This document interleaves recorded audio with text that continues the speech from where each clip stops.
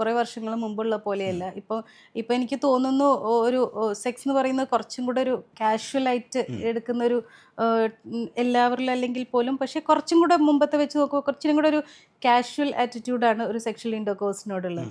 അതുകൊണ്ട് തന്നെയാണോന്ന് അറിയില്ല. പക്ഷേ ടീനേജ് അതായത് സ്കൂളിലൊക്കെ പഠിക്കുന്ന കുട്ടികൾ ലൈക്ക് 16, 15, 16 അൺമാരീഡ് ആയിട്ടുള്ള കുട്ടികൾ ടീനേജിൽ സമയത്ത് പ്രഗ്നൻ്റ് ആയിട്ടൊക്കെ വന്നിട്ട് പലപ്പോഴും ഇത് അറിയാൻ പീരിയഡ്സ് ഇറഗുലർ ആയതുകൊണ്ട് തന്നെ ഒരുപക്ഷെ പ്രഗ്നൻസി നേരത്തെ ഡിറ്റക്റ്റ് ചെയ്യാൻ പറ്റാണ്ട് ഒരു 5 മന്ത്സിൽ 6 മന്ത്സിൽ അപ്പം നമുക്കൊന്ന് ടെർമിനേഷൻ ചെയ്യാൻ പോലും പറ്റാത്ത സിറ്റുവേഷനിലൊക്കെ വരുന്ന അങ്ങനെയൊക്കെ ഉണ്ടാവാറുണ്ട്.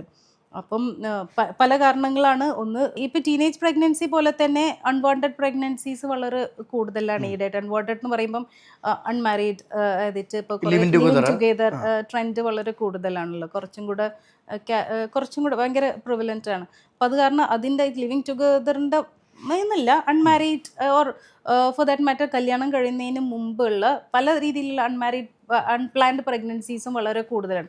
നമുക്ക് ഒ പിയിൽ ഇരിക്കുമ്പോൾ പലരും വരാറുണ്ട് ഈ പറഞ്ഞ പോലെ അൺപ്ലാൻഡ് പ്രഗ്നൻസി ആയിട്ട് unplanned pregnancies either living together or however അങ്ങനെ ഒരുപാട് കാണാറുണ്ട്. ഇവിടെയൊക്കെ ഇമ്പോർട്ടൻസ് നമുക്ക് ഒരിക്കലും നോ ഒരു സെക്ഷൽ കോണ്ടാക്ട് ചെയ്യരുത് എന്ന് പറയാൻ നമുക്ക് ആസ് എ ഡോക്ടർ എനിക്ക് പറ്റില്ല. ബട്ട് ദെൻ അറ്റ്ലീസ്റ്റ് കോൺട്രസെപ്ഷൻ എന്ന് പറയുന്നത് ലൈക്ക് അത് എല്ലാവരും അറിഞ്ഞിരിക്കണം.